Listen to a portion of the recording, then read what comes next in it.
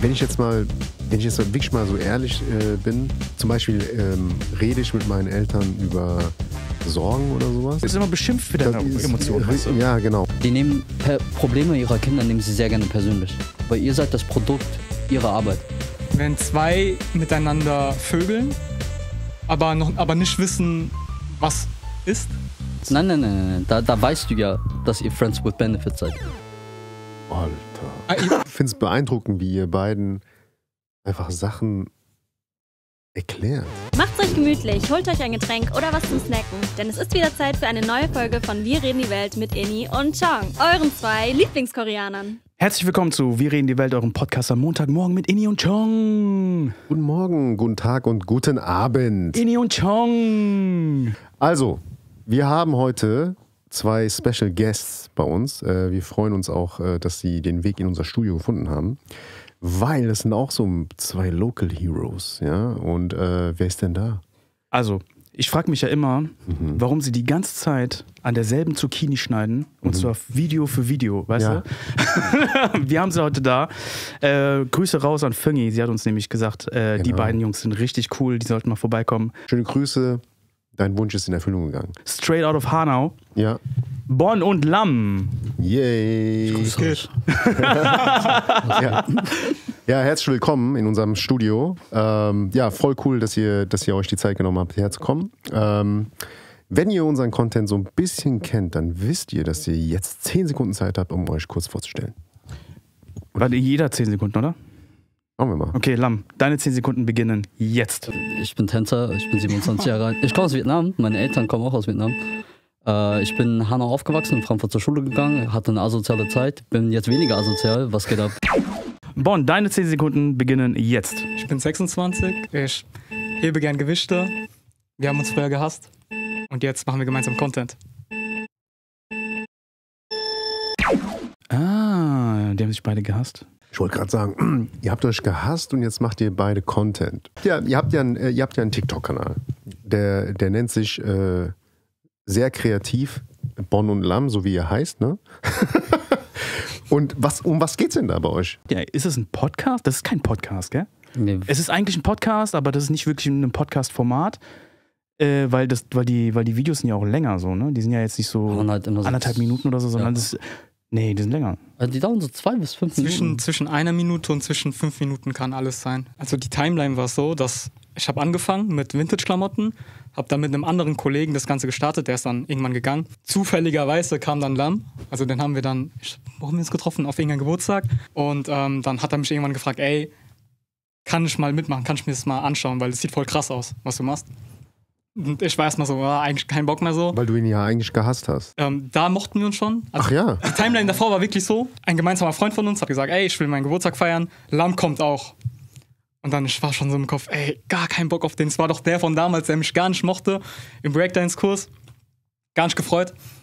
Dann der Tag ist gekommen, Geburtstag, wir feiern. Dann kommt der irgendwann und auf einmal, der lächelt einfach.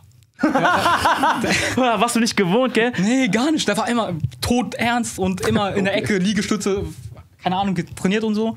Auf einmal, der lächelt. Und dann ich so, hä? Sag, was geht? Ich wusste auch nicht, okay. Und wir haben uns einfach verstanden dann. Das war richtig lustig. Also ja, fast forward, Vintage-Laden, hat er dann mitgemacht und wir haben dann versucht, Content zu kreieren, hat nicht geklappt. Und Lam kam dann auf die Idee und hat dann gesagt, ey, wir reden einfach mal vor der Kamera, so wie wir sind, weil eigentlich ist es voll lustig. Und dann war es so, dass ich die Klamotten gefaltet habe und er hat gebügelt, während wir geredet haben vor der Kamera. Mhm. Das waren so die Anfänge und seitdem hat es sich durchgezogen. Und welche Themen hattet ihr dann? Also wir hatten eigentlich gar keinen Plan, was wir da machen. Und wir haben einfach, am Anfang haben wir uns halt angeguckt, wir haben so, okay, worüber sollen wir reden? Und dann habe ich einfach random angefangen, welche Storys zu erzählen. Also, weißt du, als die beiden vorhin da waren, so, ne? Da hat er sich ja hier so voll, der musste sich erstmal dopen, ne? Er hat erstmal dicken Kaffee abgepumpt, ja, damit er überhaupt klarkommt, weil er meinte, beide sind introvertiert. Ja. Und als Introvertierte, wie kommt man überhaupt 2 Introvertierte dazu, Content zu machen für TikTok? Und ihr seid mir so ein bisschen aufgefallen, weil ihr so viel über Dating geredet habt. Ja, und das ist so eins eurer Themen, so, ne, die ihr so in den letzten, keine Ahnung, sehr viel worüber ihr sehr viel redet, während ihr diese eine Zucchini schneidet. Es ist immer dieselbe. Ja, Mann. Wir haben die noch nie ausgewechselt. Manchmal kleben wir die wieder zusammen, damit die Ästhetik muss bleiben. Aber in diese Dating-Schiene sind wir gerutscht, weil, also guck mal, ich liebe Liebe so. Ich liebe Gefühle, ich liebe menschliches Verhalten, ich liebe die Tische. Aber ich glaube, nichts auf dieser Welt hat mich so sehr verändert wie meine erste Liebe. Und deswegen habe ich angefangen, mit Bon darüber zu reden. Halt so gefühlstechnisch, weil wir fanden auch, also ich weiß nicht, ob du das fandest, aber ich fand, dass viele Männer einfach super nicht offen damit umgehen. Aber das liegt ja gar nicht daran, dass die nicht wollen, sondern die haben diese Skills nicht, um es zu tun. Und voll viele Menschen geben einfach Männern die Schuld dafür. Aber so niemand wollte die Verantwortung dafür übernehmen, das denen beizubringen. Und das fängt ja schon bei sehr, sehr einfachen Dingen an. Einfach nur, guck mal, wenn du einen Typen fragst, so, wie geht's dir? Sagt er einfach gut. Und dann willst du aber wissen, wie es ihm eigentlich geht. Aber anstatt, dass du ihn fragst, wie war dein Tag, nimmst du einfach dieses gut an und du gehst davon aus, dass es ihm gut geht. Aber sobald du um 3 Uhr morgens in Discord mit ihm chillst, fragst du ihn nochmal. Und auf einmal fängt er an, sozusagen, ja, Bro, meine Freundin und mir ist gerade Krise, mir geht's gerade nicht so gut. Und um 3 Uhr morgens im Discord, das ist eine magische Uhrzeit. Weil auf einmal wirfst du keine Lösung mehr rein. Warte mal, auf Discord? Ja. Im Chat? Nee, einfach so beim Zocken oder so. Ach so, okay, weil das ist dann, das ist so ein Safe Space und das ist auf einmal okay für die zu reden. Und Bon und ich, also ich wollte zumindest mit meinem Content einfach erreichen, dass Leute diese Skills ein bisschen mehr lernen. Aber ich hab diesen Mittelpunkt noch nicht gefunden, weil manchmal, ich habe auch einfach Bock, einfach Trash zu talken. Ich glaube, das verwirrt die Zuschauer auch. Ja. Aber bei uns ist es nicht Discord, ne? Bei uns ist es TS3. Bitte? TS3, Teamspeak? Nee, bei uns. Sowas kennen wir gar nicht. Sowas kennen wir gar nicht. Teamspeak nicht mal bei euch? Nee, nein, gar nicht. Bei uns. ICQ? Nein. Ey, okay. Aber warte. Okay, du hast recht, aber das ist so, da reden wir nicht über Gefühle, so, weißt du?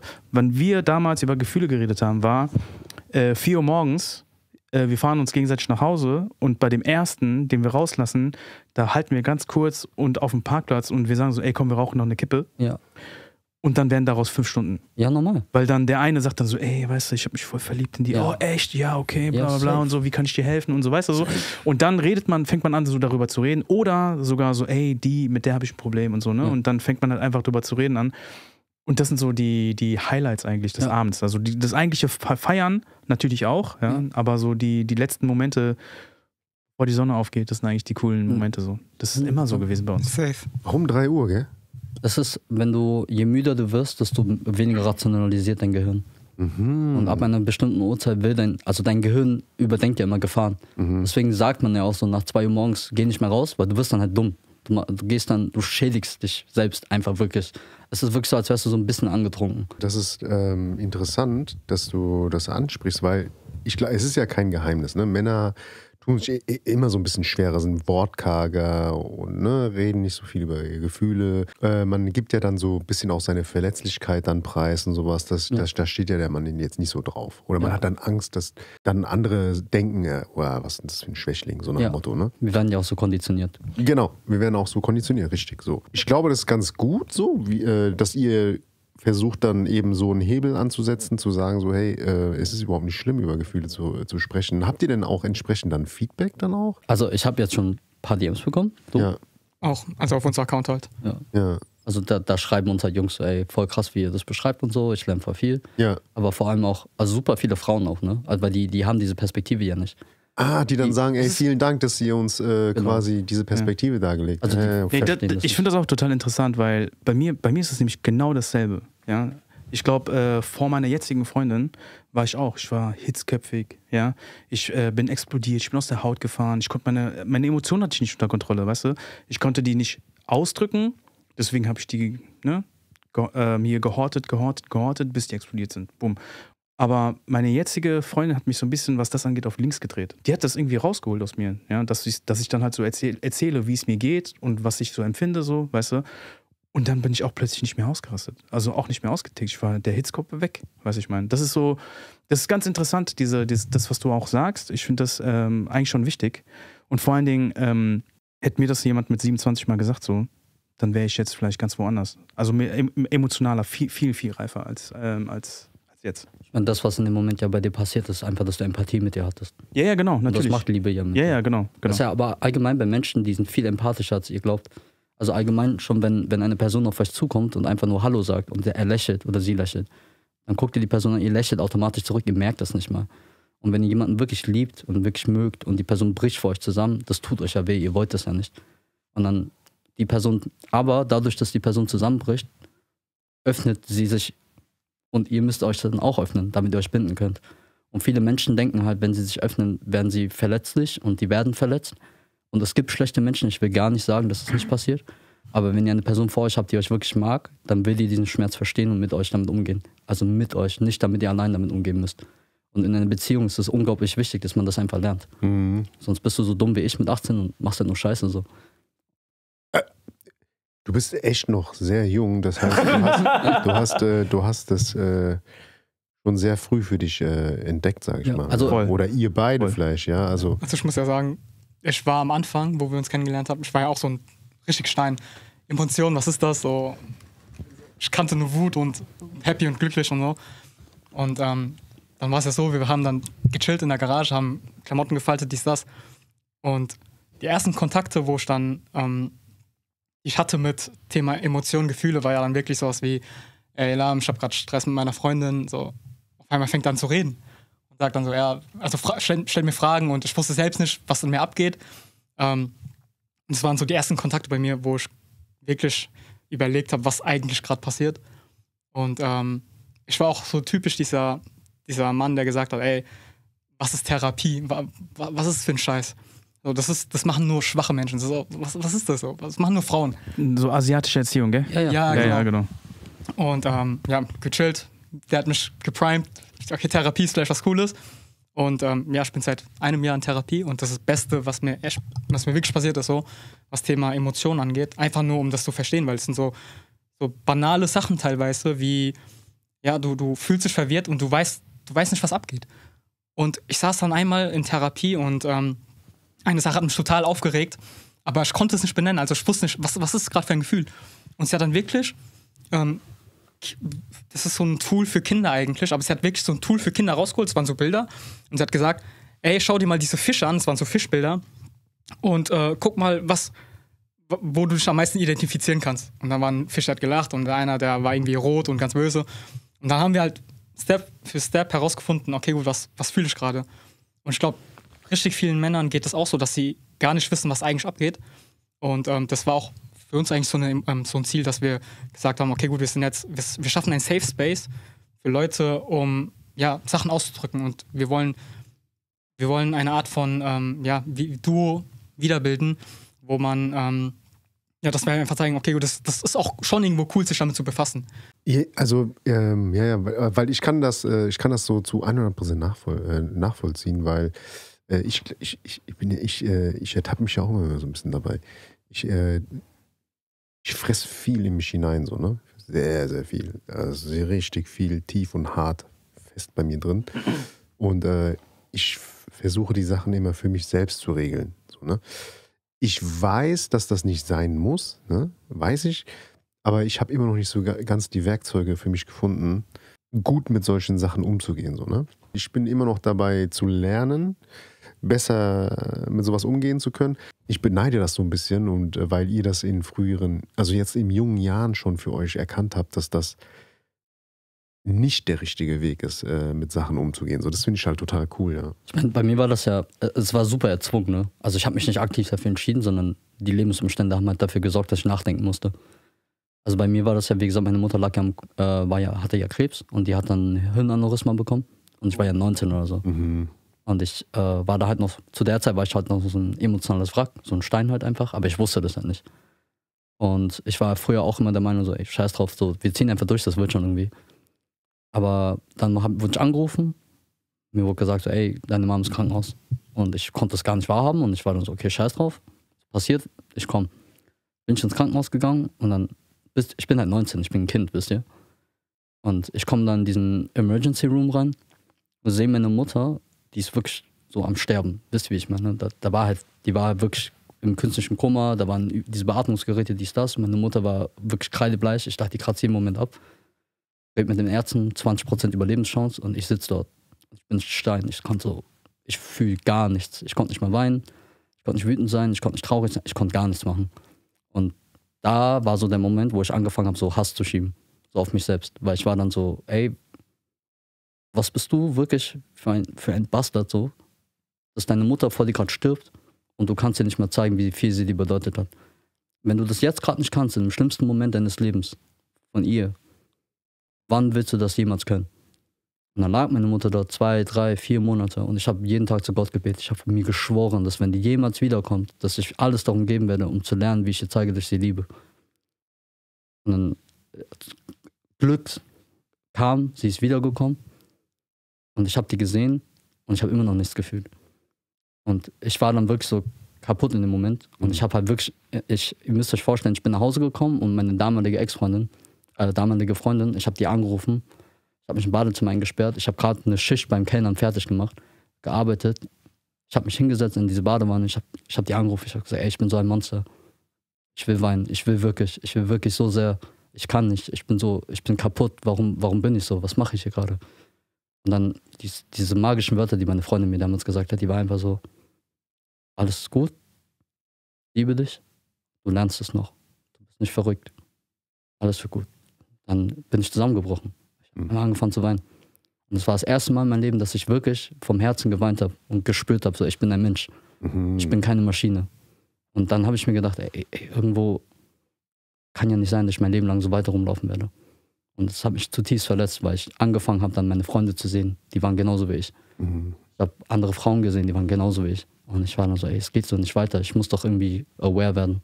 Ich muss doch irgendwie Gefühle zeigen können. Meine Mutter ist halt immer noch Vietnamesin, wisst ihr? Und die kann nicht Gefühle ausdrücken, die weiß nicht, wie es geht. Die bringt mir Früchteteller, wenn die sauer ist. Oder letzte Woche erst, die ruft mich an, die so, ey, ich komme jetzt vom Urlaub. Und ich so, okay, Mom, muss nur sagen, ich soll vorbeikommen. Die so, nein, du musst so viel arbeiten. Wenn du mir sagst, ich komme vorbei, komme ich vorbei. Ich bin dein Sohn, ich will, dass du für deine Bedürfnisse einstehst. Ich sag, ja, okay, wenn es dir keine Umstände macht, komm. Ich komm vorbei, die freut sich, die umarmt mich. Die hat mich erst angefangen zu umarmen vor ein paar Jahren. Müsst ihr euch das mal geben. So 25 Jahre alt, noch nie deine Mutter umarmt. Weiß nicht, wie sich das anfühlt. Und dann laufe ich durch das Leben und denke mir, das ist normal. Und dann sehe ich andere Kinder, die küssen ihre Eltern, die lieben die und ich bin einfach nur so, boah, krass, so kann das auch sein? Ey, ich glaube, das ist so sehr ähnlich, so diese Erziehung einfach, diese asiatische Erziehung. Auch so körperliche Nähe mit Eltern und so, das ist so nicht tabu, aber es machen die wenigsten so, ne? Das ist, guck mal, bei mir ist auch ähnlich, ja. Ich glaube zum Beispiel, mit 35 habe ich meinen Vater umarmt, ja. Und ich wusste, und das war die weirdeste Umarmung, die ich in meinem Leben hatte. Kennst du das, wenn der Oberkörper sich aber irgendwie nicht berührt, aber dann hat das so eine Umarmung gewesen, die war die weirdeste Umarmung, ja. Und ich habe so gemerkt, wir mussten erstmal lernen, wie wir uns umarmen. Weißt du, was ich meine? Und beim zweiten Mal war es immer noch weird, beim dritten Mal immer noch und beim 10. Mal immer noch, ja. Und jetzt mittlerweile bin ich an einem Punkt, wo ich mich ganz cool mit dem ihn umarmen kann, so, ne? Aber ich kann das total nachvollziehen. Das ist total relatable, ich glaube, für jeden Asiaten. Wir hatten jetzt letzte Woche, nicht letzte Woche, vor ein paar Tagen haben wir eine Folge aufgenommen, wo ich gesagt habe, ich war in Amerika und ich fand das total seltsam, dass die Amis total inflationär mit I love you umgehen. Ich telefoniere mit den Eltern, dann wird kurz vorm Auflegen love you und dann wird aufgelegt. So. Und das war für mich so, ich habe noch nie zu meinen Eltern gesagt, ich liebe euch, ich liebe dich oder so. Habe ich noch nie gemacht. Für jemanden, der das noch nie gehört hat. Ja. Ich fand das total strange. Und die lernen das ja auch anders. Ja, genau. Also die zeigen uns das anders. Genau. Ihr müsst euch das mal wirklich geben. Ich habe meine Mutter irgendwann angeguckt. Ich so, ey Mom, liebst du mich eigentlich? Die so, du weißt doch. Ja, sicher? Und dann hat die überlegt und die war dann so, habe ich dir noch nie gesagt? Ich so, nein, so, eigentlich nicht. Die so, aber du weißt. Ich krieg Essen von dir. I guess, weißt du, wie ich meine? So. Ja. Aber genau das ist es. Wir, guck mal, ihr seid ja nochmal eine andere Generation als wir, so, ne? Ihr seid ja nochmal 15 Jahre jünger als wir. Ja. Wir in unserer Generation war das oft so, dass wir uns zufrieden gegeben haben mit den Codes. Ja? Es gibt einfach Codes bei uns zu Hause. So, ne? Mein Vater schimpft mit mir, bedeutet für mich, ey, der liebt mich, weil wenn ich ihm nichts bedeuten würde, würde er mich ignorieren. Ja. Weißt du, zum Beispiel, das ist ein Code. Meine Mutter liebt mich, die macht einfach Essen und auch wenn ich keinen Hunger habe, die macht einfach nochmal Reis in meine Schüssel. So, ne? Das ist ein Zeichen, wie sie halt Liebe ausdrücken und das sind so die Codes, die du halt irgendwann gelernt hast und da in diesen kleinen Codes merkst du halt so, okay, die lieben mich. Ja? Das ist für die Art auszudrücken, ich liebe dich. Aber das wirklich auszusprechen, das ist halt unglaublich schwer für so Leute, speziell aus der ersten Generation, ne? Und so kalt. Also 100%, ich stimme euch ja zu, aber die wissen es nicht besser. Genau. Und wir wissen es Genau. aber besser. Es liegt ja an unserer Verantwortung, ihnen zu sagen, dass wir sie lieben, unabhängig davon, was sie tun. Und irgendwann lernen die das auch. Also meine Mutter hat es auch gemerkt, mein Vater auch. Und die haben mich am Anfang angeguckt, als wäre ich, kennt ihr dieses verwirrte Pikachu? Ja. So, ich schwör's dir, die haben mich so angeguckt. Und irgendwann, also letztens meine Mutter, ich hab die umarmt so, ich bin gegangen. Und dann hat die gesagt, ey, umarm mich nochmal. Und dann hat die mich einfach gehauen so. Und ich so, okay, voll süß. Was? So, okay, Mom, so gerne. Und guck mal, ich habe meine Freundin ist ja schwarz. Denkt ihr wirklich, dass es so easy gewesen, einfach eine schwarze Freundin nach Hause zu bringen als Vietnamese? Das ist ja voll schwer gewesen. Aber meine Mutter hat die auch umarmt. Und dann war ich so, was? Hey, wieso kriegt die von vornherein Umarmung? Gell? Ich habe 25 Jahre Ja, gewartet. Die muss auch erstmal 25 Jahre warten. Ich schwör's dir. Einmal so eine Umarmung von hinten, weißt du? Und ich saß da, ich so, oh mein Gott, ich hab's geschafft. Es hat 6 Jahre meines Lebens gedauert, gell? Ja. Um mein Leben gekämpft. Ja. Aber ich hab's geschafft. Weißt du, was bei uns der Gamechanger war, was das angeht? Kakao-Talk. WhatsApp. Weil das war dann plötzlich einfacher für die zu schreiben, Sarange, also so, ich liebe dich. Einfacher in so eine Nachricht zu verpacken, als das wirklich auszusprechen, weißt du? Und dann hat die immer so, mein lieber Sohn, Sarangan Adel und sowas hat sie dann geschrieben. Ja. Und das hat dann so völlig das Game gechanged, weil sie hat das geschrieben, also habe ich das auch zurückgeschrieben. Ja. Und es hat dann aber wieder 10, 15 Jahre gedauert, bis meine Mutter, wenn sie nach Korea geht zum Beispiel, ne, und wir sehen uns eine längere Zeit nicht, dass sie dann wirklich sagt, Sarange, also so, ich liebe dich. Ja? Dass sie das so wirklich ausspricht, das hat wirklich wieder 10, 15 Jahre gedauert, bis das passiert ist. So. Weißt du? Aber das war für uns auf jeden Fall der Gamechanger. So. Und meine Schwester. Meine Schwester ist immer so, ja, die ist, was das angeht, relativ offen und direkt. Aha, okay. und spricht halt so Sachen halt dann auch einfach aus. Du hast ja vorhin gesagt, dass deine Eltern schon ein relativ hohes Alter haben. Ja. Die sind im Alter von unseren Eltern. Ja? Ach so, echt? Okay. Deswegen ist es ja dieselbe Generation, genau, dieselbe Schule, durch die du zumindest jetzt von euch beiden gegangen bist. Das heißt, und wenn du das jetzt geschafft hast, umso besser. Wir haben es auch geschafft letztlich, aber viel später.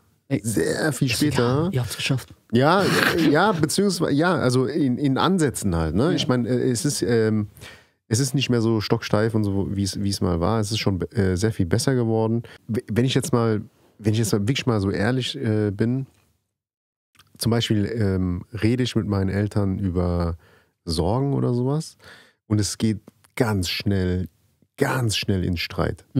So, weißt du? Es ist ganz schnell, kommen sofort Emotionen rein und sofort, ja und du und und so, ne? Verstehst du, warum das passiert? Nein. Weil, also asiatische Eltern, das ist jetzt so Fun Fact, die nehmen Probleme ihrer Kinder nehmen sie sehr gerne persönlich. Weil ihr seid das Produkt ihrer Arbeit. Das heißt, der Moment, in dem ihr verkackt oder Probleme habt, heißt das, ich habe was falsch gemacht. Wie die Eltern. Und die können das nicht abgrenzen. Und deswegen könnt ihr im höheren Alter auch euch nicht abgrenzen von Gefallen, die ihr vergeben möchtet, wenn ihr gefragt werdet. Und wenn du jetzt zu deinem Vater als Kind gegangen bist, gesagt hast, ich habe eine 5 geschrieben, der hat ja nicht gesagt so, oh mein Gott, du bist ein dummes Kind. Der hat gesagt, ey, warum bringst du Schande über unsere Familie so mäßig? Das hat ja nichts mit dir zu tun, das hat ja auch nichts mit ihm zu tun, sondern du hast einfach nicht genug gelernt. So. Du bist kein dummes Kind, es hat keine Aussagekraft. Aber in deren Kopf haben sie versagt als Vater oder als Mutter. Und dem beizubringen, dass sie das wirklich abgrenzen können, ist extrem schwierig. Unmöglich. Gefühlt unmöglich, wirklich. Ja, es ist halt oft, wie du halt sagst, so, du gehst mit Sorgen oder irgendwie möchtest du einfach reden so, ja. Und eigentlich möchtest du dir irgendwas von der Seele reden. Du möchtest irgendwas erzählen, weißt du, und dir so mitteilen, so, ey, mir geht's einfach mir geht's gerade nicht so gut so. Und alles, was du hören willst, ist so echt, ey, das ist nicht so cool, das ist ja nicht so cool, so, komm, ne, Kopf hoch, geht weiter, irgendwie sowas, ja. Aber es müssen dann halt immer Vorschläge kommen. Es müssen dann immer Vorwürfe kommen. Genau. Es müssen immer irgendwelche Sachen kommen, wo dann halt ich derjenige bin, der halt einfach den Fehler gemacht hat, so, weißt du? Aber eigentlich willst du dir ja einfach nur deine Emotionen von der Seele reden. Ja. Und das ist der Punkt, warum halt auch vielleicht wir in der Hinsicht ein bisschen gefühlskalt sind, wie Steine, weil wir es halt einfach nie gelernt haben, Emotionen rauszulassen, und dafür war das okay. Ja, du wurdest immer beschimpft für deine Emotionen, weißt du? Ja, genau. Du bist dran schuld. Und vor allem aber auch die Konsequenz daraus ist, dass mir abgewöhnt wird, über Emotionen zu sprechen. Und Sorgen zu teilen. Ja. Weil am Ende des Tages kommen Vorwürfe zutage. Und es ist dann so, ey, das ist nicht der verdammte Grund, warum ich das dir gerade erzähle und so. Ja? Ich weiß schon, wo die Lösungsansätze sind. Ich weiß schon, woran es liegt. Aber ich teile dir lediglich meine Sorgen mit, um diese Last von mir so ein bisschen zu nehmen. So, ne? Ich brauche jetzt nicht nochmal Vorwürfe on top. Ja. So, ey, Alter, das ist das Letzte, was ich hören möchte. So, ja? Und dann kommt dieses Boah, und dann geht's sofort in Streit. Bam, bam, bam, bam. Aber das, was du vorhin gesagt hast, du hast ja erzählt, dass du in Therapie bist und so, ne? Das kann ich halt voll nachvollziehen auch. Diese Verwirrung, die du hast, die du nicht entknotet bekommst, ja. Ich habe gemerkt, manchmal brauchst du so einen Außenstehenden, der einfach nur gezielt 3, 4 Fragen stellt, die du dann einfach beantwortest, und schon hat sich der Knoten gelöst, weißt du, in deinem Kopf. Das ist ja in Therapie, na klar, du kannst darüber reden, so was dir auf dem Herzen liegt, aber du lernst ja dort die Werkzeuge, die du brauchst, um eben selbst das Ganze entknoten zu können. Weil du bist ja in schwierigen Therapie, und das sind halt so die Sachen, die man dort lernt, das ist halt super, super cool so. Ja, genau darum geht es. Das habe ich auch gehört, wenn du in Therapie bist, werden dir halt Werkzeuge an die Hand gegeben. So, ja. Klar kannst du natürlich auch über Sachen sprechen und vielleicht auch Ratschläge oder wie auch immer, das geht mit Sicherheit auch, aber die Hauptsache ist, dass du Werkzeuge bekommst, um selbst die Knoten zu lösen oder Lösungen zu finden grundsätzlich. Ja. Okay. Aber ey, jetzt mal ganz kurz nochmal zu eurem Content, ja? Weil du hast ja gesagt, deine Freundin ist schwarz. Ich habe das Video gesehen, wo du all deinen Followern deine Freundin vorgestellt hast. Ja. Du hast so offiziell announced, ich bin jetzt in festen Händen und das ist meine Freundin. Ja. Hast ja so gemacht. Und generell ist ja bei euch Dating so voll das Thema. Und was ich halt interessant finde, ist, auch so diese Ansätze über Gefühle sprechen, die du gerade hattest. Ihr seid einfach eine ganz andere Generation, und ich finde es halt voll interessant, wie ihr so datet, ja, und wie wir so damals gedatet haben, weißt du? Und jetzt bin ich einfach mal so interessiert so. Wie datet ihr denn? Nee, Etikette beim ersten Date. Was ist Etikette beim ersten Date? Bei mir? Bei euch, ja. In eurer Generation. Keine Ahnung, ich bin speziell, deswegen bei mir ist es anders. Okay, was ist dein erstes Date? Wie sieht das aus? Also mein erstes Date mit meiner jetzigen Freundin, okay, ihr werdet mich jetzt so auslachen, aber ist okay. Ich bin auf den Urlaub gekommen aus Griechenland. Und dann bin ich ja gelandet und ich habe die in der Nacht davor, habe ich die angeschrieben, so, ey, willst du morgen essen gehen? Mir geantwortet, meinte so, ja, gerne. Und dann bin ich so im Flug und mein Kumpel meinte so zu mir, ey Bro, gehst du jetzt auf ein Date? Ich so, geh ich auf ein Date? Ich weiß nicht. Und dann habe ich ihr halt nochmal geschrieben, so, ey, ist das ein Date? So, ich wusste ja selbst nicht. Und dann hat die gemeint, so, ey, wenn du Bock hast, ist das ein Date. Und dann war ich so, ja, okay. Okay, aber das ist auch gut, ey. Ja. Das ist nicht schlecht. Das heißt also, ihr habt euch beide committed auf ein Date, obwohl das eigentlich nur ein Essensverabredung war. Ja, okay. Genau. Ja. Krass. Ja. Und bei dir, wie sieht bei dir dein erstes Date aus? Bei mir ist relativ ähnlich. Also meine jetzige Freundin ist auch meine erste Freundin. Also alle Erfahrungen mit ihr gemacht. Und wir haben halt gechattet, geschrieben über Instagram. Und irgendwann habe ich dann gefragt, ey, wollen wir uns mal in echt sehen? Und sie dann so, ja. Und ich so, okay, lass mal was ausmachen. Dann haben wir in ein Restaurant ausgesucht und wir haben nicht mal gegessen, aber wir haben einfach einen Kaffee getrunken. Und das war dann für uns das erste Date. Aber habt ihr im Vorfeld auch gesagt, das ist ein Date? Ich glaube nicht, nein. Nee. Also es war so, also wir wussten, das war ein Date, aber wir haben immer gesagt, ja, wir treffen uns auch nur. Aber eigentlich war ein erstes Date. Ach so, okay. Ja, aber ey, ich meine, ich definiere das doch auch nicht. Ja, schon. Ich war verwirrt. Ich wusste nicht. Nein, aber ich meine jetzt so vom Ding, also ich muss für mich vorher und auch nachher nicht geklärt haben, ob das jetzt ein Date ist oder war. Kann ich verstehen. Also, Nee, ich ja das auch ist- nicht. ja, deswegen, aber deswegen frage ich ja, weil er es ja gemacht hat. Ne? Für mich ist es so, also das ergibt sich doch dann. So. Ja. Warum muss man das vorher jetzt, also warum muss man das definieren? Also ich bin ein bisschen dumm und verpeilt. Also ich mache das, weil ich war schon mehrmals, ich werde jetzt so gehatet dafür, aber ich war halt aus Versehen auf so Dates. Weil ich bin immer relativ schick angezogen oder relativ gut. Und wenn ich mich halt mit Frauen treffe, das ist meistens halt so, wir sind Freunde oder ich kenne dich von irgendwoher, lass mal wieder treffen, lass reden. Ich finde es halt einfach schön. Kam es halt auch schon mal dazu, dass die dann mit mir dort gechillt hat und die hat mir so schön Augen gemacht und hatte halt Full-Face-Make-up on und Kleid und keine Ahnung was. Und ich war so, irgendwie, die Energie stimmt hier nicht ganz, das ist ganz komisch. Und deswegen habe ich angefangen, das zu definieren, weil ich halt einfach weiß, ich bin sehr nett. Aha. Und Menschen verstehen das falsch. Ey, da gibt es aber auch echt, ich habe auch einen Kollegen, ja, der ist Yogalehrer, ne? Der sieht es nicht, wenn andere Frauen ihm schöne Augen machen. Der sieht es einfach nicht. Es gibt so Leute, die sind einfach resistent dafür. Ja? Und ja, wirklich, oder?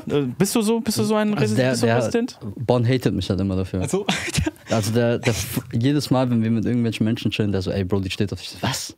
Nein. Und dann irgendwann später stellt sich heraus, der so, ich hab's dir gesagt. das war vor einmal lustige Geschichte, wenn es dir nicht passt, dann Nein, mach safe alles gut, rauscutten. scheiße, Aber hau raus. er war schon, hatte schon eine Freundin gehabt zu dem Zeitpunkt. Und dann, ja, abends, wir treffen uns, wir reden. Und er so, ja, ich habe mich heute mit einer Kollegin von damals getroffen. Und ja, wir haben Kaffee getrunken. Und dann ich so, Lam, du bist jetzt nicht auf ein Date gegangen, oder? Der so, nein, keine Ahnung. Und ich so, ich glaube, sie steht auf dich. Und dann so, nein. Und hat sich dann herausgestellt, sie wollte irgendwas von dir. Das war so ein unangenehmes Gespräch, ihr wisst gar nicht. Weil ich hab die halt, während ich mit ihr auf einem Date war, gegen Ende war ich so, ja Mann, ich gehe jetzt später zu meiner Freundin so, haha. Die guckt, die war so, Freundin. Ja. Okay. Und dann hat die mir am nächsten Tag geschrieben, so, ey, wollen wir kurz essen gehen, ich will mit dir reden. Ich so, okay, was gibt's zu bereden? Sitzen wir so beim Essen und die so, ey, Lam, so, ich stehe auf dich, das weißt du gleich. Nein, aber korrekt, dass du das sagst.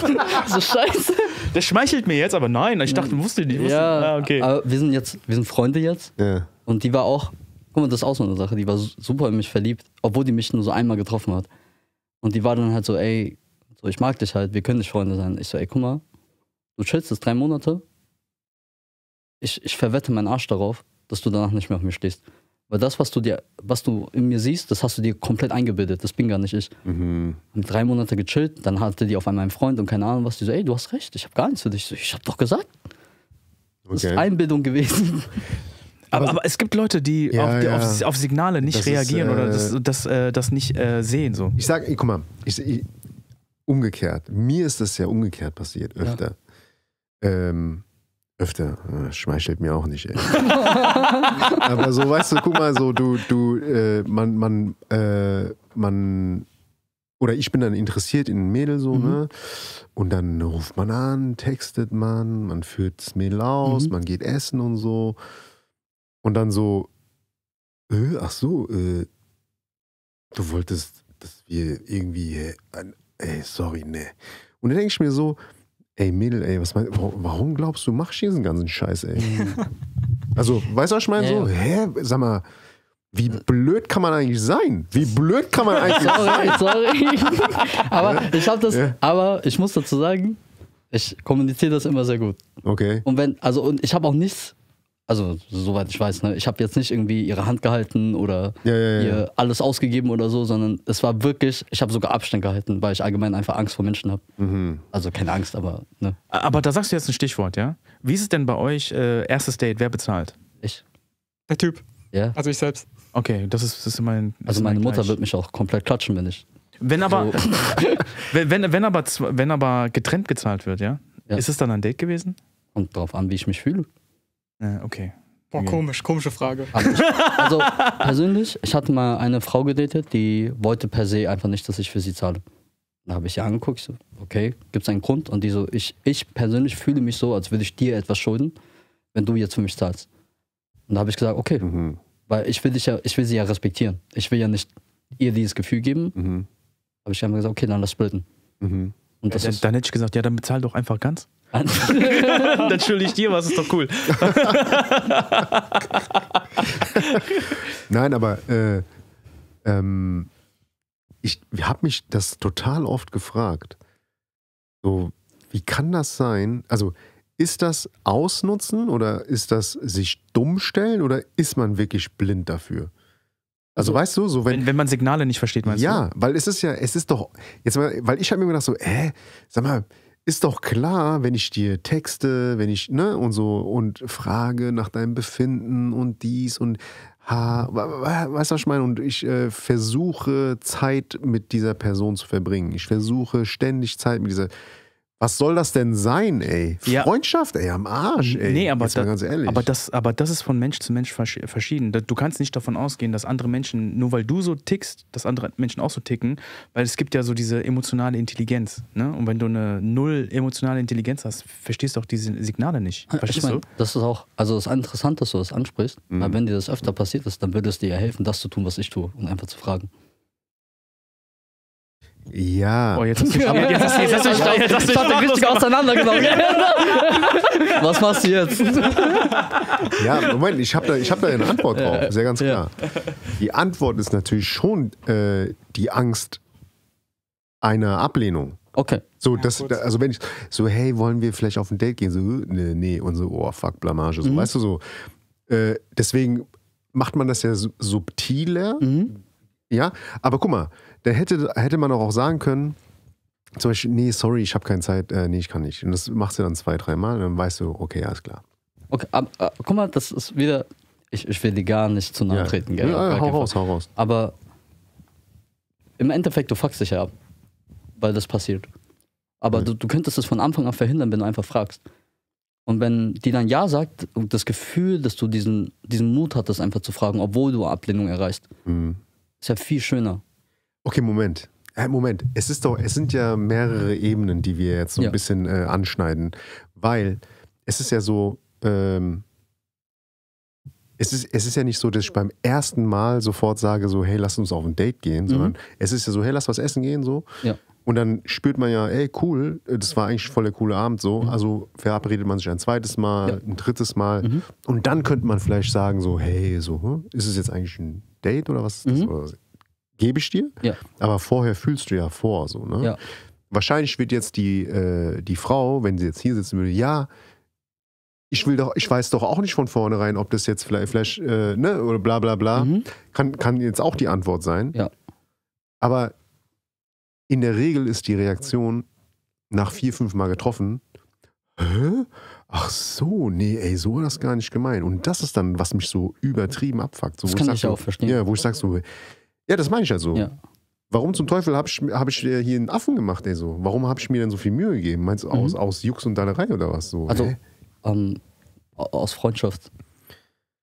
Hätte auch sein können. Ey, hör mal auf, so viel Verständnis zu haben. Guck mal, ich sag ja nicht, dass ich sag nicht, dass es okay von der Frau ist, dass sie dich ausnutzt, wenn es ihre Intention war. Ja. Das sage ich nicht. Du bist ja ein lieber Mann. Aber das glaube ich noch nicht mal. Ja, genau. Ich glaube noch nicht mal, dass es um Ausnutzen geht, ehrlich. Ja. Der ist auch so. Ja, ich bin ja auch so. Deswegen stelle ich ihm ja die Frage. Aber guck mal, wenn ich jetzt hier chill, okay? Ja. Also ich hatte schon wirklich unangenehme Situationen in meinem Leben. Aber was kann ich dafür, dass du deinen Mund nicht aufmachst? Also nicht du, aber ich habe dich angeguckt, es kam mir sehr persönlich. Nee, alles gut. Ja. Ich habe ihn nie um ein Date gefragt. Jetzt muss ich mal klarstellen. Warum nicht? Nein. Aber ich meine, guck mal, jetzt mal Hand aufs Herz. Ich bin ein Tänzer und ich tanze. Und dann kommt ein Mädel zu mir und sagt, ey, du kannst voll gut tanzen, kann ich dein Instagram haben? Ich sage, okay. Die schreibt mir, ich schreibe ihr, ich ignoriere die 6 Monate, die schreibt mir wieder. Wir treffen uns einmal, die denkt, ich bin voll verliebt in die. Was kann ich dafür? Ja, natürlich kannst du nichts dafür. Genau, aber wenn sie einfach von Anfang an gesagt hätte, ey, ich habe Interesse an dir, dann hätte ich mich ja darauf einstellen können, dass sie Interesse an mir hat und ich hätte mein Und du hättest dann Nein gesagt. Angepasst. Du hättest dann Nein gesagt. Nein, also wenn ich Single wäre und ich hätte auch Interesse an ihr, weil ich sie schön finde, dann hätte ich gesagt, okay, lass treffen, lass gucken. Aber wenn wir jetzt 6 Monate Freundschaft aufgebaut haben, dann entwickelt sich auch eine gewisse Angst, die Freundschaft zu verlieren. Und ich bin auch geprimed, dass diese Person nicht mehr eine Freundin ist, sondern mein Schwesterherz oder keine Ahnung was. Wir reden die Welt. Leute, wir haben ja einen Steady-Account. Wir haben dort Mitgliedspakete, die Specials beinhalten. Vielleicht findet ihr eins dieser Mitgliedspakete, die für euch attraktiv sind. Unter anderem bieten wir da auch einen kostenfreien Newsletter, Off-the-Record-Material und jegliche Informationen, die wir halt einfach haben. Und außerdem, mach mal ganz kurz Stopp, jetzt in diesem Augenblick und kommentiere dieses Video mit den Worten, was ist Situationship? Erklär's uns. Und dann kommst du wieder, dann geht's nämlich weiter mit Bon und Lam. Wir reden die Welt. Aber so ein bisschen zurück zum Dating. Ne? Es gibt so einen Begriff heutzutage, den ich absolut nicht verstehe. Ja, der hat sich neu eingebürgert. Und zwar ist es Situationship. Oh, das Ass. Habe ich auch das erste Mal vor einem Monat gehört, wir beide. Ich chill nicht auf. Also, es ist echt scheiße, diese Sache. Was ist das? Aber ich hab das gelesen, habe eine Definition gelesen und dann dachte ich so, hä? Das habe ich so ein bisschen wie Som verstanden, auf Koreanisch. Also ich habe so ein Som, ich habe so ein Ding, aber es ist aber trotzdem anders. Irgendwie ist es anders. Wisst ihr, was ist denn ein Situationship? Ich weiß es auch nicht, weil diese Begriffe, die kenne ich erst seit 2 Monaten, wo wir das eine Video gemacht haben. Ja. Da hat eine so gemeint, so, ja, ich bin in einer Situationship, bla bla, und wir haben darauf reagiert, mich so, was ist, also... Was geht bei dir ab? Wie bist du da reingekommen? Oder was ist das überhaupt? Aber anscheinend, ich glaube, das ist sowas wie, wenn 2 miteinander vögeln, aber nicht wissen, was ist. Ist jetzt so, wie ich es beschreiben würde. Ja, Also, aber ob sie jetzt in einer Beziehung sind oder nicht. Oder aber was? das ist doch Friends with Benefits. Nein. Da weißt du ja, dass ihr Friends with Benefits seid. Alter. Also wenn, Okay. also, so wie ich das verstanden habe, sind 2 Parteien in einer Situation, wo keiner weiß, was das genau ist. Die wissen, die mögen sich, aber mehr auch nicht. Aber mit Sex. Wenn die Bock haben, bestimmt. Also Es geht nur um das Gefühl der Verwirrung. Das ist das Einzige, was zählt. Wenn beide verwirrt sind und Angst davor haben, irgendwas zu sagen, dann ist man, glaube ich, offiziell in einer Situationship. Also wir hätten das jetzt eine Affäre genannt, oder? Das ist ja auch, also du weißt dann ja, das ist eine Affäre so. Nee, aber eine Affäre ist ja nicht immer nur One-Time oder so. Ja. Zu kompliziert. Das hat mich jetzt noch verwirrt. Also es noch hat mehr mich, verwirrt. es hat mich noch nie betroffen und ihn auch nicht. Ja. Ich habe nur von Freunden gehört. Die in einer Situationship waren oder sind. Ja. Also ich Und glaube, warte. 2 Leute kommen zusammen. Ja. Ja? Die mögen sich. kommen nicht zusammen. Oder die Ja. kommen nicht zusammen, aber trotzdem, die kommen ja in einem Raum zusammen. Die finden sich. Die finden sich, Ja. genau, die finden sich. Diese Pokémon, Alter. Genau. Krass, weißt du so? Die mögen sich, aber wissen voneinander nicht, dass sie sich mögen. Ja. Die wissen nicht voneinander, dass sie sich Die mögen. wissen aber auch nicht, ob die andere, also die wissen selbst nicht, ob die den mögen. Die wissen aber auch nicht, ob die andere Person die mag. Also es muss die verwirrteste Verwirrung aller Verwirrungen Okay, sein. weil was ich jetzt verstanden habe, ist, zwei Leute finden sich, Ja. die beiden wissen nicht voneinander, dass sie sich mögen und kriegen aber beide auch nicht die Klappe auf, Ja. um das sicherzustellen, damit das halt irgendwie weitergeht oder nicht weitergeht. Genau. So habe ich das jetzt verstanden. Ja. Aber du hast jetzt gesagt, die wissen noch nicht mal, ob sie sich gegenseitig mögen. Also Ja. warum kommt man Also, denn dann überhaupt in so eine Situation, Und wenn du deswegen nicht bist weißt? du da nie reingekommen.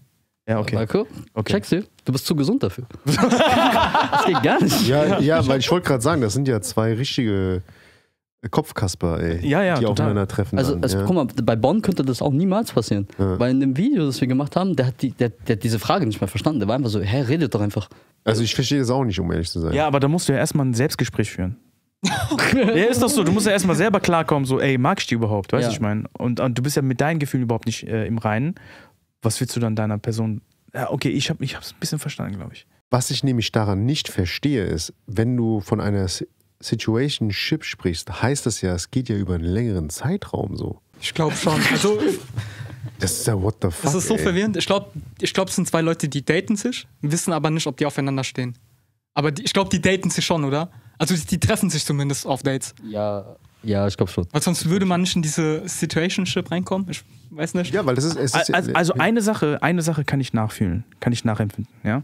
Und zwar, früher, als ich Single war ich halt auch auf Tinder unterwegs. Krasser Typ. Ja, aber das ist Sorry. aber das ist ja heutzutage jeder. Ich habe meine jetzige Freundin übrigens auch auf Tinder kennengelernt, deswegen. Was? Weißt du, wie statistisch unwahrscheinlich das ist? Ehrlich? So hart. Anyways. Aber ich habe Leute gedatet. Ich habe auch manchmal Leute länger, also 2-3 Mal gedatet. Aber ich war mir selber nicht im Klaren, finde ich die attraktiv oder finde ich die nicht attraktiv. Das ist super interessant. Das kann ich mir dann schon vorstellen. Aber ich würde den Teufel tun, wenn ich das nicht weiß, dann weiß ich doch von vornherein, dass es nicht die richtige. Weißt du, ich meine, dann ist für mich Cancel, bupp, und dann zur nächsten, die ich dann attraktiv finde oder die, zu der ich mich hingezogen fühle. Ich würde doch diese Situation nicht künstlich in die Länge ziehen, wenn ich sie nicht attraktiv finde oder nicht weiß, ob ich sie attraktiv finde. Verstehst du, was ich meine? Ja. Aber das machen die jungen Leute anscheinend heutzutage. Ja, es gibt, also Ich fühl mich so alt. Aber guck mal, deswegen habe ich doch gerade gesagt, der Begriff Situationship bedeutet ja, das geht über einen längeren Zeitraum. Das ist ja total krank, ey. Das heißt also... Das ist nicht gesund. Ja, das ist ungesund ist auf jeden Fall. Das sind auf jeden Fall zwei Kopfkasper. Es ist halt also super interessant, wenn die das machen, weil was die praktisch tun, ist, die rationalisieren das. By the way, wir Männer machen das auch sehr, sehr häufig. Das heißt, wenn wir rationalisieren, nehmen wir etwas und sagen, wir wägen das so rational ab. Das heißt, okay, finde ich die attraktiv, finde ich die nicht attraktiv. Okay, sie hat große Brüste, check. Großer Popo, check. Irgendwas stimmt nicht. Aber rein rational hat die ja diese zwei Dinge und ich finde die schön. Okay. Wisst ihr, wie ich meine? Also du entschuldigst dann quasi Defizite mit den zwei Sachen, die du gut Du weißt ja findest. nicht, ob das Defizite sind oder ob welche da sind, aber man sagt doch heutzutage auch, der Vibe stimmt oder der Vibe stimmt nicht. Aber wenn der Vibe nicht stimmt, Also, dann rationalisierst du das, damit du dich weiter mit dieser Person treffen kannst. Das machen auch extrem, ich nenne diese Menschen Arschlöcher, ja. weil die sagen dann praktisch, ich habe doch von vornherein kommuniziert, ich wollte nichts Ernstes. Und aber du chillst so und du guckst die Person an und du hast ihr gesagt, ich wollte nichts Ernstes und damit entschuldigst du dein schlechtes Verhalten. Ich will nichts Ernstes. Und dann die andere Person will aber was Ernstes und die andere Person sagt das auch. Und dann sagst du aber, hey, lass einfach schauen. Und dann schaut die 6 Monate. Okay, und dann verstehe, ist die Situationship, dann kommt die Verwirrung. Yeah. Weil über diese 6 Monate, wo ihr euch trefft, machst du ihr schöne Augen, du machst ihr Frühstück, du holst ihr Kaffee, dies, das, Ananas. Aber ihr seid ja nicht exklusiv. Und dann triffst du dich mit einer anderen Frau und bei der stimmt aber alles und du bist so, wow, das ist super, das ist sie. Und dann verlässt du die andere und die andere fühlt sich halt verarscht. Die so, was hast du die letzten 6 Monate mit mir gemacht? Und damit du dich aber kognitiv nicht wie ein Arschloch fühlst, kannst du sagen, ich hab's angekündigt. Ganz am Anfang habe ich gesagt, ich will nichts Ernstes, das ist deine Schuld. Und dann bin ich aber, das haben sau viele meiner Freunde damals gemacht. Und ich war dieser Freund, der so ein Spielverderber war und ich war nur so, ey, du bist ein Arschloch. Das kannst du nicht mit Menschen machen, das geht gar nicht fit. Das ist richtig uncool. Diese Person vor dir, die ist Hals über Kopf in dich verliebt und du nutzt sie einfach aus, weil du nicht darauf klarkommst, alleine zu sein. Und du fährst einfach zweigleisig. Das ist voll uncool. Ja, auf jeden Fall, so würde ich das erklären. Diese Labels, die geben einem so das Gefühl von Sicherheit, aber sau oft verwirren die auch Leute. Weil ich meine, zu eurer Zeit, es gab Situationship einfach nicht. Nein. Wisst ihr, wie ich meine? Es gab sehr viele Begriffe nicht. Ja, und die sind für uns Ü40er tatsächlich so ein bisschen schwer verständlich, so, ne? Also sowas wie sapiosexuell, so, what the fuck, was ist das denn, ey? Aber dann googelst du das ja. und du liest die Definition, Person verliebt, sondern nur in die Intelligenz der Person. Hört sich erstmal so, okay. Nee, verstehe ich nicht. Kapiere ich einfach nicht. Ja, aber ich glaube, So, aber ich glaube, ja. soll ich schon was sagen? Ich glaube, wir haben in unserer Generation einfach dem Ganzen keine Labels gegeben, wie du gerade sagst. Ja. Weißt du, wir haben einfach gemacht. Der eine war halt, der hatte halt irgendwie keine sexuelle Lust empfunden. Stattdessen hat er einfach gerne Zeit mit dir verbracht. Vielleicht nennt man das einfach sapiosexuell. Weißt du, ich meine? Sowas oder, keine Ahnung, Situationship haben die Leute einfach gemacht. Ja? Ohne dem einfach den Namen zu geben wahrscheinlich. Ja, natürlich. So, aber heutzutage gibst du einfach allem irgendwie einen Namen. Ja, natürlich. Ja? Es ist ja jetzt nicht, Sachen sind jetzt nicht neu erfunden worden. So. Genau. Ja, aber wobei,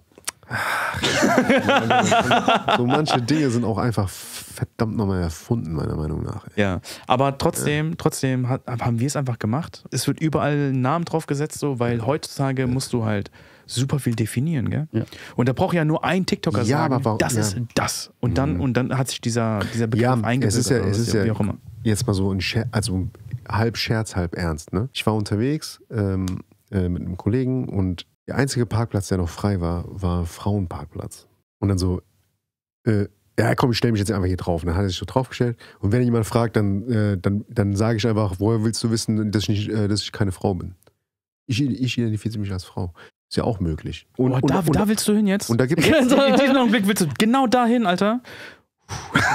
Also, hast du Angst? Nein, ich habe keine Angst, aber das ist so, du machst jetzt gerade eine Box auf. Der Pandora. Ja. Ich hatte ja oft mit queeren Menschen einfach Kontakt. Ja.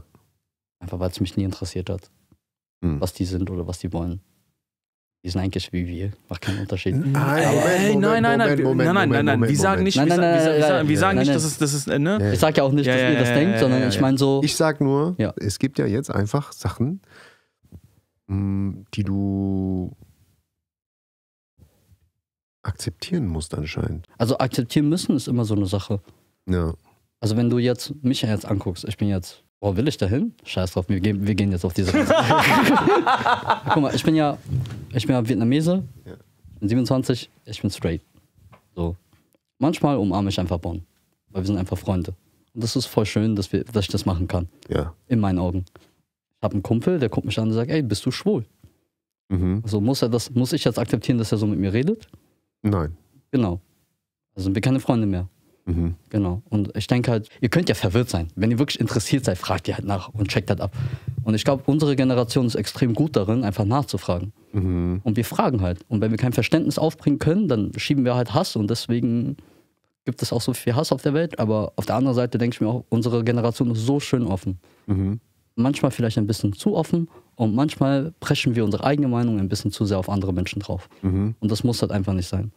Aber da, wo wir uns, glaube ich, alle einig sind, ist, dass wir uns alle mögen und dass wir einfach voneinander lernen müssen. Das, was dich ja abfuckt, ist eigentlich nur diese Verwirrung. Was bedeutet das eigentlich überhaupt? Ja. Das habe ich gerade gut so. Ja, absolut. Guck mal, ich will ja gar nicht, das ging jetzt auch gar nicht so darum, irgendwas schlecht zu reden, irgendwas zu ranten oder sowas. Es gibt tatsächlich auch viel um Unverständnis, tatsächlich einfach. Aber das meine ich halt auch, ja. Deswegen habe ich auch gesagt, da willst du wirklich hin mit der Box so. Weil ich fühle mich, ehrlich gesagt, in diesem Gespräch, also wenn wir über sowas reden, fühle ich mich nicht fit genug. Ja. Weißt du? Weil ich nicht in der Situation bin, irgendjemandem sagen zu wollen, ey, Alter, das ist erfunden. Ja. Weil ich nie in seinem Körper gesteckt habe, weil ich nie in seinem Geist gesteckt habe. Und plus dazu kommt, ich habe nicht genügend recherchiert. Weißt du? Ich habe mich nicht genug schlau gemacht, um jetzt sagen zu können, Alter, das ist erfunden. Weißt du, ich meine? Und das ist so der Punkt. Deswegen habe ich gesagt, so, da willst du wirklich hin. Und er hat aber ganz gut die Kurve gekriegt. Weil tatsächlich die jüngere Generation Sachen macht, die wir nicht verstehen. Ja, und das überhaupt nicht verstehen. Und ich will da jetzt aber nicht sagen, so, Alter, das habt ihr erfunden oder was weiß ich was, sondern es ist einfach nur eine Sache, die verstehe ich nicht. Und vielleicht tue ich nicht genug, um das verstehen zu wollen. Diese Szenen gab es ja schon vor 15, 20, 30 Jahren. Die waren halt nur extrem unterdrückt. Und wir leben in einer Generation, ich krieg gerade heftig die Kurve, gell? Aber wir leben jetzt in einer Generation, wo es einfach offener wird. Ich meine, dieselben Menschen, die das heute behaupten, wären vor 30, 40, 50 Jahren einfach verfolgt und getötet worden. Und das passiert heutzutage immer noch in anderen Ländern. In Deutschland fühlen die sich sicher genug, dass sie das mittlerweile machen können. Guck mal, so wie die das machen, ob das gut ist, wenn die das andere Leuten halt ins Gesicht halten und sagen, das stimmt jetzt, sei mal dahingestellt, ob das jetzt gut oder schlecht ist, will ich nicht bewerten. Aber was ich halt dazu sagen kann, ist, dass das sind auch nur Menschen, die leben möchten. Und wenn du diese Person vor dir hast und du hast die Möglichkeit, sie zu fragen, aber sie provoziert dich schon, da würde ich mich halt fragen, warum provoziert dich das? Und wenn du mir sagst, das nervt mich, dass sie mir etwas aufzwingen möchte, dann sage ich halt, bist du nicht krass genug, um einfach Nein zu sagen. Wenn sie sich dann davon angegriffen fühlt, dass du Nein sagst, dann ist es ja ihr Problem. Aber wenn die Gesellschaft dir sagt, dass du etwas fühlen solltest, dann musst du dich wieder gegen diese Gesellschaft aufnehmen. Verstehst du? Das ist wie so ein Pendulum, das hin und her schwingt. Das ist mit der Gesellschaft immer wieder so. Und das ist, guck mal, bei Gott, ich bin 27, was weiß ich schon. Ich habe das nicht studiert, ich habe mir das nicht angeschaut, ich habe jetzt keinen Plan. Aber im Endeffekt, ich glaube, die Welt würde sich einfach ändern, wenn du die fragen würdest, warum. Wirklich aus Neugier, ich will das verstehen. Was hat im Endeffekt, wie gesagt, vor 20, 30 Jahren gab es keine Depression. Ja. Dann hast du halt dort gechillt, bist du, ey, ich bin traurig und dann deine Mom sagt, ja, jeder ist mal traurig. Und dann, ich musste meine Mutter wirklich erklären, so, nein, das ist so. Und die hat ein paar Jahre gebraucht, um das zu checken, aber sie hat auch gefragt. Aber ich meine, es gibt einfach Sachen, die versteht unsere Generation und ihr versteht es nicht. Und dafür verstehen wir euch aber auch nicht. Ihr habt auch so viele Sachen, die wir nicht checken. Und dann gibt es aber auch Sachen, die meine Eltern gemacht haben, die verstehe ich bis heute nicht. Beispielsweise hat meine Mutter und mein Vater, ey, wie die zusammengekommen sind, das hört sich an wie eine Story, für die man heutzutage in den Knast kommen würde. Okay. Ich check das nicht, aber die sind bis heute verheiratet und zusammen. Wisst ihr, wie ich meine? Und das sind halt so Dinge, die müssen wir vielleicht einfach nicht verstehen. Und Akzeptanz ist so eine Sache, dafür entscheidest du dich. Ja. Ja, hast du recht, ja. Es ist ja so, dass du. Ja. Was hast du? Ich hab geklärt. Alles gut. Oft ist es so. Es ist, glaube ich, ein limitierter Horizont, den ich habe, so, ja, weil es gewisse Dinge gibt, die ich einfach nicht verstehe, so, ne? Und den haben wir ja auch. Ja, genau. In dem Moment, wo wir sagen, du bist zu dumm, um zu verstehen, du bist ja selber, ihr seid dumm, ich check euch nicht und wir sind so, du bist dumm, du checkst uns nicht. Wir sind ja eigentlich auf derselben Seite, aber anstatt, dass wir reden und einfach sagen so, ey, Bro, ich check nicht, bitte erklär mir, beleidigen wir uns und dann wir kommen halt nicht weiter. Er ist der Erste, der herkommt. Der ist erklärt. Der sich hinsetzt und das erklärt. Ja. Und wenn ich mich jetzt hier hinsetze und sagen würde, nee, ich bin trotzdem im Recht, dann bin ich eigentlich das Arschloch. Genau. In dieser Situation jetzt gerade, nachdem ich ihm zugehört habe. Also er meint es ja auch nicht böse. Ja. Wir meinen es ja alle nicht böse. Ihr versteht es ja einfach bei uns ist sogar so, wie oft ich in einem Gespräch, wo wir dann halt irgendwie eine Geschichte erzählt haben, die eigentlich einen coolen Ausgang hat. Ja, eigentlich was Cooles, ne? Total Positives. Aber die Art und Weise, wie wir es erzählen, eckt halt einfach an, weil wir halt einfach nicht in der heutigen Generation, also weil wir nicht der Sprache mächtig sind einfach, ja, was die jungen Leute sprechen. Und dann gibt es halt ein bisschen Shitstorm. Ja. Wo ich mir denke, so, ey Leute, habt ihr die Message nicht verstanden, die wir erzählt haben? Ich lege euch wirklich nur ans Herz, so, wenn ihr das verstehen möchtet, guck mal, was ist denn so falsch daran, einen aus der Community oder was auch immer hierher einzuladen? Wir hatten schon. Da macht ihr doch alles richtig. Ja, genau, wir sind ja nicht verschlossen oder sowas, weil jeder Mensch hat ja so seine Story und so, die wir ganz gerne teilen möchten. Und 100%. Jeder Mensch ist ja, also jede Persönlichkeit, jeder Charakter. Aber ich meine, das zeigt ja, das juckt euch ja nicht. Ihr seid ja interessiert. Das juckt uns überhaupt nicht, Also wenn wir anfangen aufzuhören, Schuld hin und her zu schieben und einfach anfangen, Verantwortung zu übernehmen, dann wird es uns einfach besser gehen. Es ist einfach nicht, wenn ich jetzt auf TikTok rumscrolle und da triggert mich ein Video, fange ich jetzt an zu weinen oder wundere ich mich, warum ich jetzt getriggert worden bin? Ich meine, es ist ja tricky. Es gibt Dinge, die tun einfach weh. Aber sich dann zu fragen, warum tut es weh und was will ich dagegen tun, ist halt viel wichtiger, als sich darüber abzufucken, oh mein Gott, diese Person hat mir wehgetan. Finde ich gut, was du sagst. Chill. Ob du jetzt in einer Situationship bist oder nicht, chill. Ey, wisst ihr eigentlich, die Story habe ich auch mal gesagt, ey, ich habe mal zu einem Mädel, einer Freundin, eure Generation, und ich bin gut befreundet mit ihrer älteren Schwester, die habe ich gefragt, ob sie Netflix und Chill machen möchte. Das ist crazy. Ey, pass auf. Ich wusste nicht, was das bedeutet. Also, oh mein Gott. Ey, ich hab dich gerade von der Hölle gejudged. Ja. Ich war gerade da hinten, ich war so, oh mein Gott. Ich wusste nicht, was, guck mal, was eine Blamage. Der wollte einfach nur Netflix gucken und dabei chillen, weißt du? Ja. Wortwörtlich. Ja, genau. Und sie schreibt so zurück, ey, ich glaube, du weißt nicht, was das bedeutet.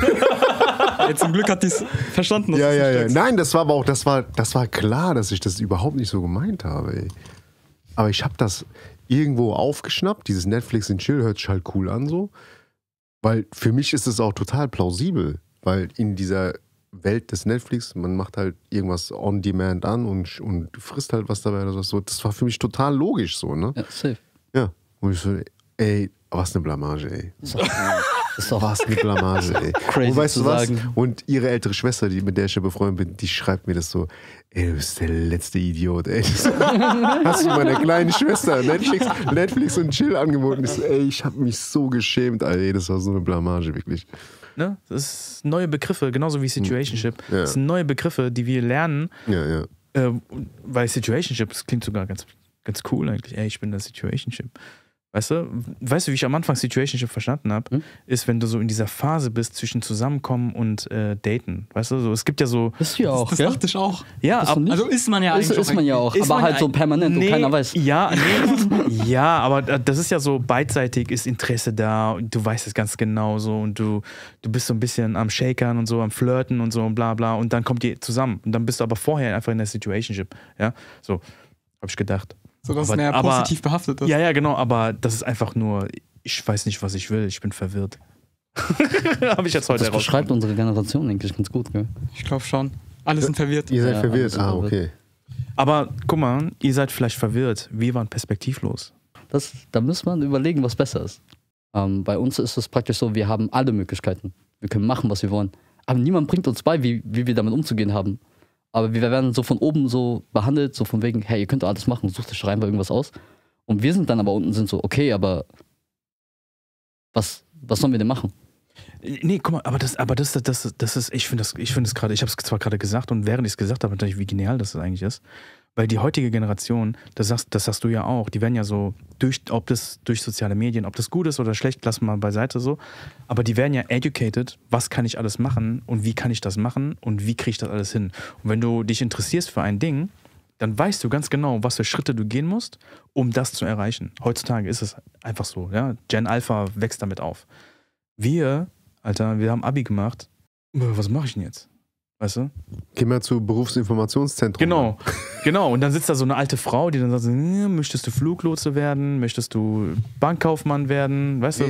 Damals gab es sogar so da gab es schon einen Computer, Mann. Da hast du so eingetippt mit so 2 Zeigefingern. Aber du warst auch? Du hast eine Ausbildung gemacht. Hast du so eine Umfrage bekommen davor? Also in der Schule oder hast du dich einfach entschieden, so ich mache diese Ausbildung jetzt? Das war halt der Weg vorgelegt von Eltern. Also war wirklich Maschinenbau und danach hat mein Lehrer mehr oder weniger mich influenced, dass ich eine Ausbildung machen soll. Aber das wurde mir schon so gegeben. Also hat schon mehr oder weniger Glück gehabt, dass ich nicht so wirklich betäubt wurde von zu viel Information. Weil damit haben die meisten ja Probleme heutzutage. Was ich halt immer gemerkt habe, ist so jetzt eure Generation und auch die Generation darunter, die noch mal jünger ist, ihr seid mit sehr, sehr viel mehr Wissen aufgewachsen, als wir aufgewachsen sind. Weil unser Kosmos war halt das, was wir von unseren Eltern lernen, das, was wir von unseren Freunden lernen und das, was wir vielleicht in Büchern lesen und im Fernsehen schauen. Ihr habt halt eine komplett Social Media für euch gehabt, die euch educated haben. Deswegen habt ihr auch so viele Begriffe, ey. Ihr habt so viele Begriffe, wo ich mir sage so, wovon reden die, ey? Alleine dieses, ich habe den Vibe gefühlt. Und ich so, das heißt das Vibe.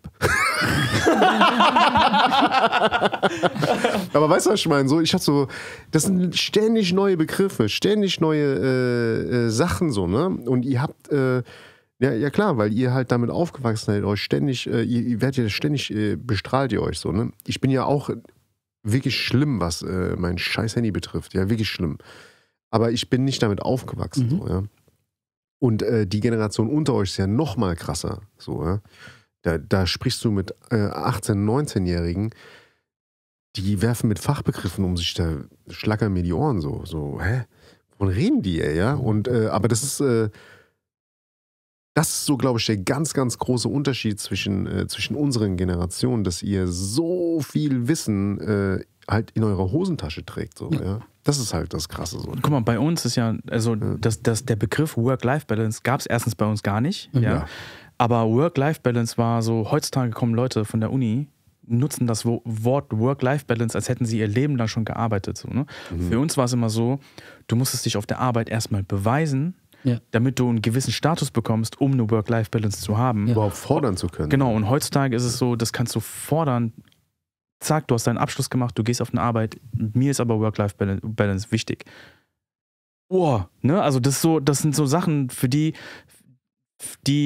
haben wir erst uns erarbeiten müssen, so, weißt du? Deswegen sage ich halt, es ist halt interessant zu sehen, so, weißt du? Wir hatten keine Perspektive und die Leute heutzutage haben zwar eine Perspektive, aber sind verwirrt, weißt du? Weil halt so viele, wie du sagst, so viele Begrifflichkeiten gibt. Du kannst dich in so viele Richtungen entwickeln und so und dann wirst du halt auch ein bisschen insecure manchmal, was das angeht, so, weißt du? Unsere Generation kämpft, denke ich, sehr stark damit, weil wir halt dauerhaft verglichen werden. Genau. Ja. Das kommt noch dazu. Was meinst du, was bei uns war es ja so, wenn du in der Schule der Klassenclown warst du der Klassenclown. Heutzutage hat ja jeder einen TikTok-Account.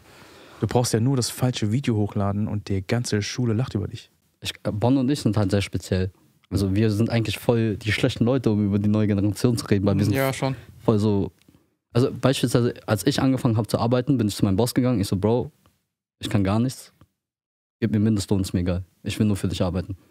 Der hat mich angeguckt. Der war so, ich gebe dir nicht Mindestlohn, weil du Eier hast. Komm. Aha. Weißt du? Weil ich habe ihm von Anfang an gesagt, ich kann nichts, wirklich gar nichts. Gib mir so viel du denkst, wie ich verdiene und ich werde mir alles selber erarbeiten. Weil meine Eltern mir das halt so beigebracht haben. Und dann habe ich halt die ersten Leute eingestellt und dann stand ich dort auch. Ich so, warum seid ihr so Opfer? Warum seid ihr so? Und dann waren die aber, also die haben wirklich sehr viel gefordert, obwohl die so nichts konnten. Also weder Abschluss noch irgendetwas, sondern dem wurde einfach gesagt so, ey, wenn ihr in die Welt geht, ihr kriegt alles geschenkt, ihr müsst nur fragen. Und ich war so, nein Mann, so gar nicht, das geht nicht, das ist nicht gut. Weder für euch noch für die so Firma. Und Und dann musste ich dem praktisch beibringen, so, wenn du forderst, dann zeig, was du zu geben hast. Habe ich ja auch mal erzählt. Ich habe einen Praktikanten gehabt. Der hat einfach gesagt, nee, mach ich nicht. Krass. Einfach Arbeitsverweigerung. Aber warte, er hat gesagt, das steht nicht in meinem Arbeitsvertrag. Nee, Oder? Nee, er hat gesagt, ich verstehe nicht, warum ich das machen soll. Und dann habe ich gemeint, ja, und meine Oldschool-Reaktion war, ja, weil ich dir sage, dass du es machen sollst. Mhm. So, und er ist dann so, ja, aber das hat überhaupt nichts mit der eigentlichen, aber das war so, worum es ging, war, es ging um Ablage. Mhm.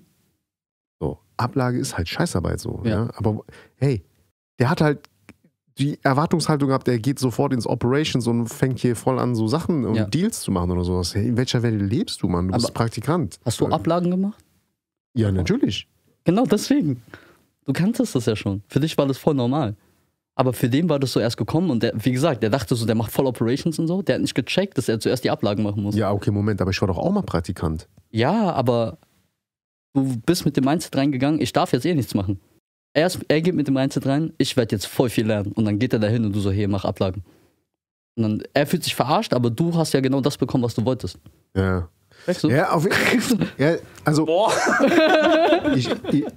Ich mache viel zu viel Sinn. Ich finde es krass, weil er so Sachen sagt, die halt total einleuchten sofort. Ja. Das ist halt der Unterschied zwischen diesen Generationen. Weil wir haben Obrigkeiten nie in Frage gestellt. Ja. Never ever. Ja. So, mir wird die Aufgabe zugeteilt, okay, dann mach ich die. So, weißt du? Und zwar bestmöglich. Auch im nicht nur als Praktikant, sondern auch im Ja, Arbeitsleben. auch im Arbeitsleben dann und so. Ja? Also es wird nie in Frage gestellt. So. Und das ist halt so das, wo also ich war hardcore verwirrt. Ja, verständlich.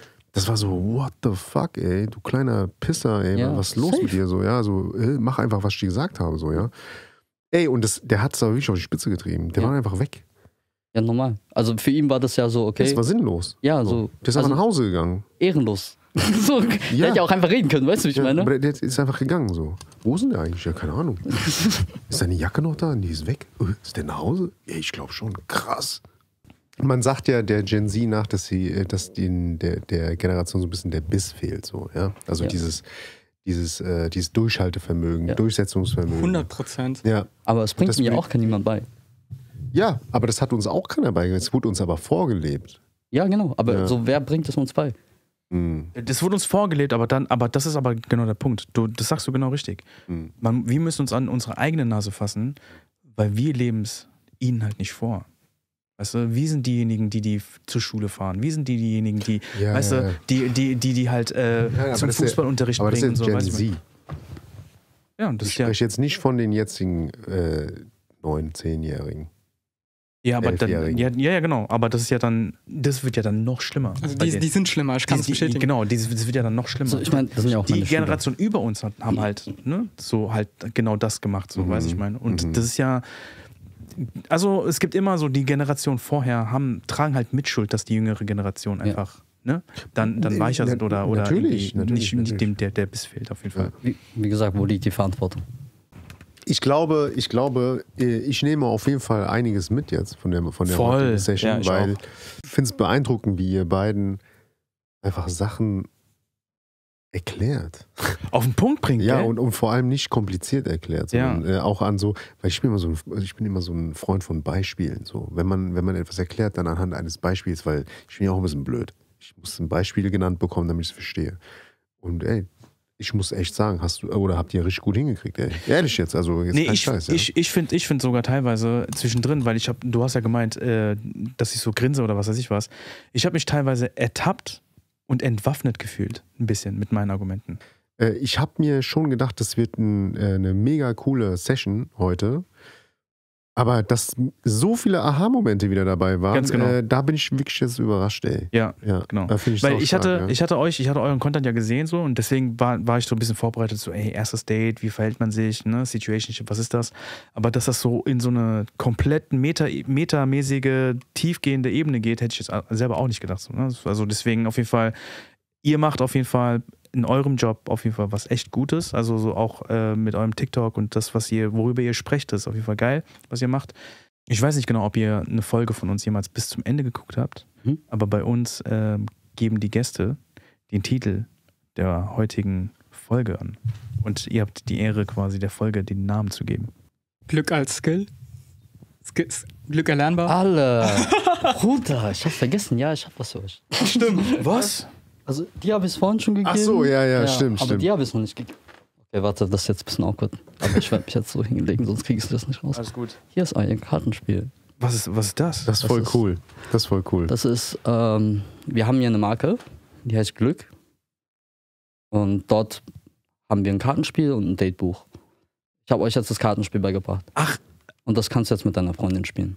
Ach ey, warte mal, ich glaube, habt ihr das in eurem Dings auch schon mal gespielt? Ja, genau, das habe ich, glaube ich, mal gesehen. Also wir spielen das halt ab, also wir wollen unsere Freundin halt nicht ausnutzen für Content. Okay. Deswegen, aber das ist halt, daran haben wir das letzte Jahr gearbeitet. Yes, letztes Jahr. Genau. Und dann haben wir halt gedacht, wir bringen das raus. Einer der Gründe war halt, dass so viele Leute gefragt haben, so ey, was kann man auf Dates so fragen? Und dann waren wir zwei so, okay, das haben wir gemacht. Also das ist so das Level von Deepness, das wir bei den Dates hatten immer. Teilt doch mal, wo kann man denn dieses Kartenspiel erwerben? Ihr könnt über unseren TikTok-Kanal einfach auf den Link klicken. Oder auf Glückskarten. Wie geht denn euer TikTok-Kanal? Guck mal, da ist eure Kamera. Da könnt ihr jetzt mal ganz kurz Werbung machen für euch und euren Content und euren Kanal. Okay. Willst du? Mach du. Okay. Also, ihr könnt unter Bonn und Lamm finden. Ich habe auch einen eigenen Kanal, der heißt Some Lemonade, also Limonade. Und ich laber dort nur Müll, deswegen, wenn ihr irgendwas Substanzielles sehen wollt, dann geht da nicht drauf. Und wenn ihr aber auf den Kanal von mir und Bonn geht, dann da finden wir uns gerade. Wir haben die Mitte noch nicht gefunden, ob wir unsere Zuschauer roasten wollen oder ob wir wirklich Advice geben wollen. Und wir haben in letzter Zeit gemerkt, dass ihr langsam mehr Advice von uns haben wollt, deswegen geben wir uns Mühe. Bonn und ich mögen es für euch Content zu machen und wir hoffen, ihr schaut vorbei. Wenn ihr nicht vorbeischaut, ist auch nicht schlimm, ihr verpasst uns nur. Das ist euer Problem dann. Sehr gut. Schaut rein, die beiden sind wirklich intelligent, haben uns heute wirklich viele Aha-Momente beschert. Was hast du nochmal gesagt, wie der Titel sein soll? Glück erlernbar oder Glück als Skill? Glück als Skill. Glück als Skill. Alle einfach diese Luck-Stat bei diesen RPGs. Hey, aber weißt du was? Was denn? Wir haben jetzt für unsere nächste Folge haben wir vielleicht ein bisschen Content, indem wir dieses Kartenspiel mal ein bisschen spielen und machen dann auch so eine kleine Introduction für die Hörerschaft. Naja, auf jeden Fall vielen herzlichen Dank nochmal. Ja. Wir beenden unseren Podcast meistens mit einem Clap. Welche Richtung? In beide Richtungen.